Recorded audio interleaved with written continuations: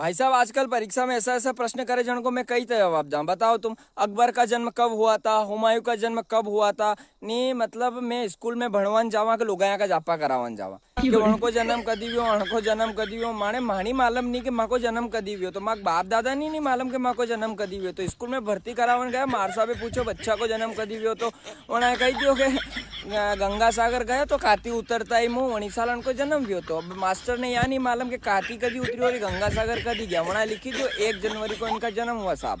अब भारत की आधी जनसंख्या को जन्म जो है 1 जनवरी को है। तो बताओ माने अकबर, हुमायूं, शाहजहां अणा के जन्म तारीख की माँ के कई लेनो देनो अणा की मालूम ही नहीं। अब माने याद नहीं मालूम कि ये लपोड़ी का था के भी नहीं था है, बना ही रहा है बस। माने यह याद है कि अकबर धो, पक्की नहीं मालूम, कंफर्म नहीं है कि था के नहीं था।